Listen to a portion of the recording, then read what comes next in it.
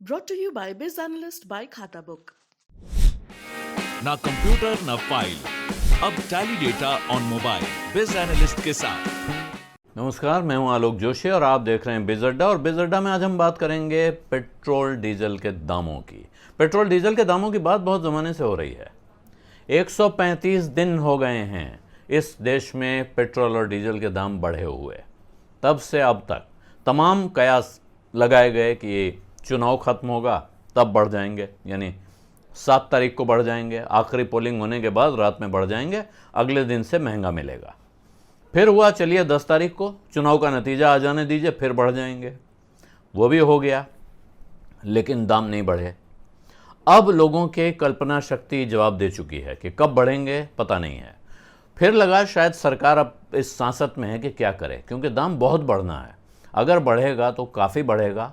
लोगों ने गणित जोड़ा और बताया 25 रुपये से 30 रुपये पर लीटर दाम बढ़ने के आसार हैं। और सरकार थोड़ा बढ़ाए, ज़्यादा बढ़ाए, किस्तों में बढ़ाए, एक साथ बढ़ाए, लेकिन उसको बढ़ाना पड़ेगा। मगर ये सरकार, यानी जिसको कहते हैं मोदी सरकार, ये चमत्कारों में बहुत माहिर है।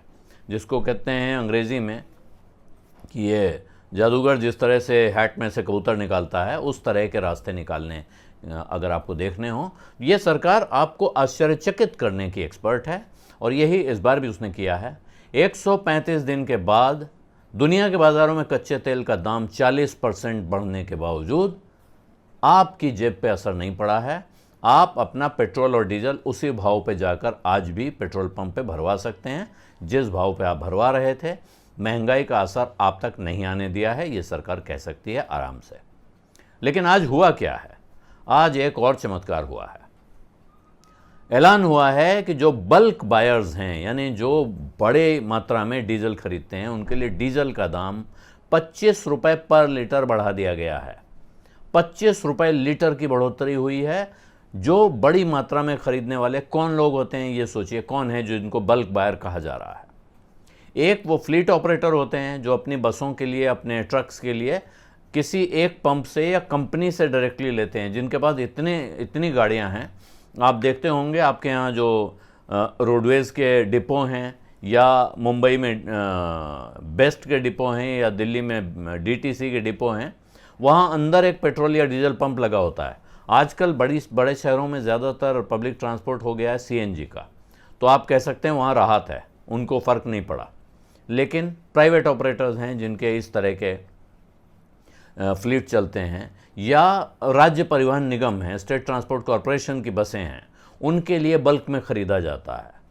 क्या उन पर असर नहीं पड़ेगा? प्रश्न है। इसका जवाब देना होगा सरकार को या कंपनियों को।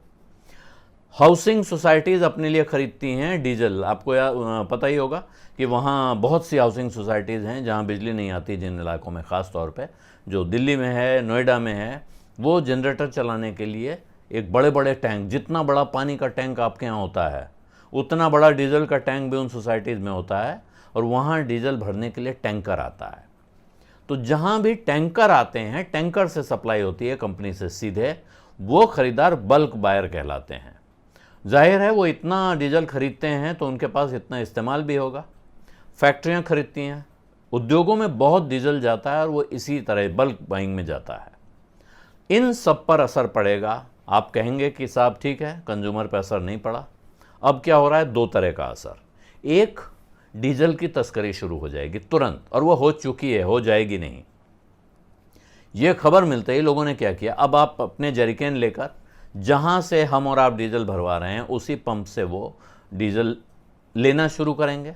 कुछ दिन बाद आप नया आदेश पाएंगे। हम पुराने ज़माने में देख चुके हैं जब कंट्रोल लगता था कि साहब अब जरिकेन में डीजल नहीं दिया जाएगा, उसके लिए आपको दिखाना पड़ेगा कि आप कहाँ इस्तेमाल करेंगे, आपकी गाड़ी का नंबर लाइए।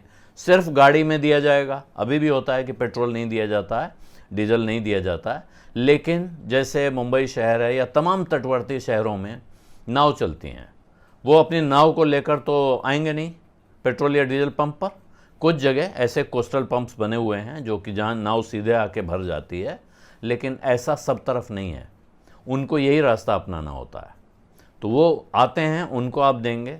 ये अब इसको डाइवर्जन का नया तरीका समझ लीजिए। रिटेल में दाम 25 रुपये कम है, बल्क में दाम 25 रुपये ज़्यादा है। ये बाज़ार के गणित का उल्टा सिद्धांत है। जो आदमी ज़्यादा सामान खरीदता है उसको सस्ता मिलता है, जो कम खरीदता है उसको महंगा मिलता है। आप बाजार के अर्थशास्त्र को सिर के बल खड़े करने की कोशिश कर रहे हैं। ये कैसे कामयाब होगी खुद ही सोचिए। दूसरा असर इसका, प्राइवेट जो कंपनियां हैं पेट्रोलियम के रिटेलिंग में लगी हुई, रिलायंस है, शेल है, एसआर है, इस तरह की तमाम कंपनियां हैं, उनको अब आशंका पैदा हो गई नए सिरे से, क्योंकि इससे दबाव किस पे पड़ रहा है? जो कंज्यूमर को पेट्रोल या डीजल दिया जा रहा है, एक तरह से अब आप समझ लीजिए कि ये सब्सिडी की वापसी हो गई है। कुछ समय बाद ये ऑयल मार्केटिंग कंपनीज कहेंगी कि हमारे प्रेशर बढ़ता जा रहा है। उन्होंने पहले भी कहा हुआ है, वो सरकार को कह चुकी हैं हम पर बहुत दबाव बढ़ रहा है। 135 दिन जब से यहाँ दाम नहीं बढ़ाया गया है, इन दिनों में कच्चे तेल का दाम अंतर्राष्ट्रीय बाजार में औसत 40% बढ़ चुका है, यानी 100 रुपये पर 40 रुपये एक्स्ट्रा लग रहा है। डॉलर का दाम बढ़ गया है, जिसकी वजह से और एक्स्ट्रा लग रहा है, क्योंकि आप पेमेंट तो डॉलर में करते हैं। ये सारे दबाव अगर कंपनी झेल रही है तो उसकी बैलेंस शीट पे असर आ रहा है, यानी उसके मुनाफे पे या उसके फाइनेंसेस पे असर आ रहा है। वो कंपनी कब तक इसे झेलेगी? पीछे ऐसी स्थिति थी जब सरकारी कंपनियों को सब्सिडी मिलती थी, प्राइवेट कंपनियों को सब्सिडी नहीं मिलती थी। 1400 से ज़्यादा पेट्रोल पंप रिलायंस ने अपने बंद कर दिए थे पूरे देश में, क्योंकि उनका कहना था हम मुकाबला कैसे कर सकते हैं, हम तो बाजार के भाव पे बेचेंगे, सरकारी कंपनियां सस्ते भाव पे बेचेंगी क्योंकि सरकार उनको सब्सिडी देती है, तो हम कम्पीट नहीं कर पाएंगे। ये शिकायत दोबारा खड़ी हो गई है। सरकारी कंपनियां दबे छिपे कह रही हैं, क्योंकि वहाँ जो अफसर बैठे हैं उनकी नियुक्ति और उनके ट्रांसफ़र सरकार करती है, तो वो ज़्यादा बात नहीं करते हैं। लेकिन प्राइवेट कंपनियां खुलेआम कहने लगी हैं कि अब इससे हमें प्रेशर पड़ रहा है, हमको दाम बढ़ाने की ज़रूरत है। और जिन उद्योगों को ये डीजल महंगा मिलेगा, जहाँ भी वो जा रहा है, वहाँ जो कुछ बनता है, क्या वो महंगा नहीं होगा? जिन गाड़ियों को, यानी जिन फ्लीट ऑपरेटर्स को, बड़ी फ्लीट चलाने वालों को ये डीजल महंगा मिलेगा, अगर वो डीजल महंगा भरेंगे तो क्या वो भाड़ा नहीं बढ़ाएंगे? इस तरह आप कह रहे हैं कि इससे हम आम आदमी को बचा रहे हैं महंगाई से, लेकिन दरअसल महंगाई बढ़ाने वाले जो एलिमेंट्स हैं, जहाँ से महंगाई बढ़ती है, जहाँ महंगाई की जड़ है, वहाँ तो असर जा रहा है। मैं अपनी कार में डीजल या पेट्रोल भरवाऊँ या ना भरवाऊँ, या महंगा भरवाऊँ या सस्ता भरवाऊँ, इससे मेरे पड़ोसी को क्या फ़र्क पड़ता है? लेकिन अगर जिस जगह से हमारे घर सामान आता है उसको डीजल महंगा पड़ेगा और वो दाम बढ़ाएगा, तो उससे मुझे और मेरे पड़ोसी दोनों को असर पड़ेगा, जो इस्तेमाल कर रहा है उसे भी और जो इस्तेमाल नहीं कर रहा है उसे भी। जबकि अगर आप सीधे रिटेल में दाम बढ़ाते हैं तो जो आदमी अपनी गाड़ी में पेट्रोल या डीजल भरवाता है, असर उसी को पड़ता है।